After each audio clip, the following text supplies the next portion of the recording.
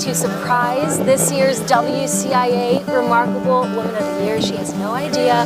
We're showing up at her house, so let's go get a reaction. Let's ring. Hi, are you Sandra? I am. I'm Karina Rubio from WCIA. Yes. Your husband nominated you, and you won, and you are WCIA 3's Remarkable Woman of the Year. We have some familiar faces. These are for you. Not only that, you're getting a trip to Los Angeles with other remarkable women from across the country. In addition to that, you get a $1,000 check to the charity of your choice. Oh, you're kidding. You deserve it. We read all of your life's work that you've done and pursued and you were passionate about your whole life, and you definitely deserve this honor. We're so grateful that you're our remarkable woman. Oh my God. Yeah, we got the whole crew here. Thank you. And tonight is the night we are announcing this year's WCIA Remarkable Women winner. We brought you their stories over the course of last month. WCIA 3's Karina Rubio joins us live from Champaign, where we're hosting a celebration in honor of this tonight. So Karina, who's all there? Hey Brennan, we are joined by Sandy Burgener, who you just met, last year's winner Jeanette Jerzyk, and also all of the nominees that came in this year. There was almost 100 of them. We have them networking, mingling right now, getting to learn what they do in the community, and a lot of those things are extraordinary. And speaking of the word extraordinary, that is one word that I would use to describe Sandy Burgener. Tens of millions of people pursue higher education, but not everybody uses their degrees to create a lifeline for people in their community. And Sandy has done that time and time again, and that's why she's this year's Remarkable Woman winner. Just let your breathing be natural. And now relax your arms and your hands. Sandy Burgener has spent most of her life working hard to help others achieve a better quality of life. Feel your weight shifting. You go to one side, it shifts back to the other side. This is Minds in Motion, a Champaign-based program that's been running for 20 years. But it all goes back to the mid-'80s, when Sandy was getting her master's degree at the U of I and working as a research assistant at a nursing home Alzheimer's unit. The whole idea of having special care units for people with dementia was just starting, and they were kind of trying to pioneer that too.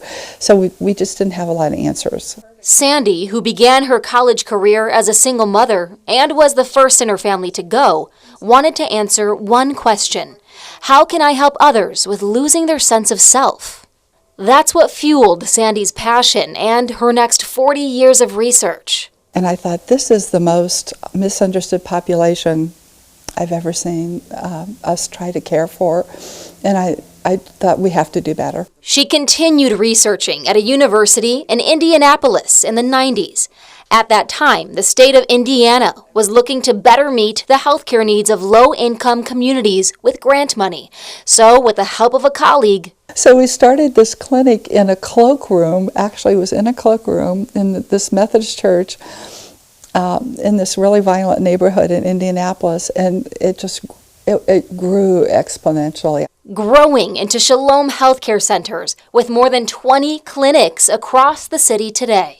Sandy left Indy and went back to the U of I by the 2000s, starting a research project with her colleagues focused on dementia.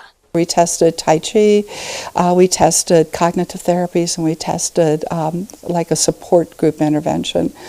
And we had great results, and they got published. But the participants in that study didn't want the good results to end. And then push straight forward. That's what started Minds in Motion, with people like Venny Ewing still doing Tai Chi today. And that's not all. We do crafts, we do music, we have little field trips to interesting places, museums and whatnot. Participants pay a very small fee, with the rest of the funding coming from a local church foundation. Sandy herself does not collect a penny. It just seemed like a perfect combination of keeping people fit, but also fulfilling that need for socialization. Venny comes for that and to stay mentally sharp. But her husband has Alzheimer's and participated up until a year ago. He still recognizes me. He still knows me by name, and he's in his 8th year with Alzheimer's. I think that had he not been involved, he would have been a different person. Sandy says there's no magic pill for this yet, and the drugs that are available often come with significant side effects.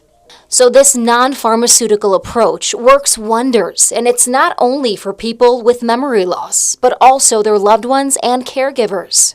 They're watching the person learn so they know what they can do at home with them that works and doesn't work. Making sure people are staying engaged in their older years is a cause close to Sandy's heart. That's why she also runs a walking group where the destination is lunch at a restaurant. There's so much loneliness in older adults. In a close circle like this one, though, friendship is easy to find. Dr. Sandy Burgener is retired, but she has never stopped using her education to touch lives, build relationships, and lift spirits. So there are only 3 programs like Minds in Motion in the entire state, but Sandy's program is the only one in the whole country that's entirely self-funded and not connected to a medical center. So that's what makes her program rare. And that's also why Sandy's been invited to Washington, D.C. several times to speak to interest groups to encourage more funding for Alzheimer's and dementia.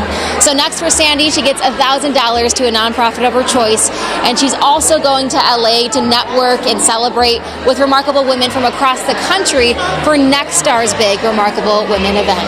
Reporting live in downtown Champaign at the WCIA, I'm Karina Rubio. Brandon, back to you. All right, Karina, thank you so much.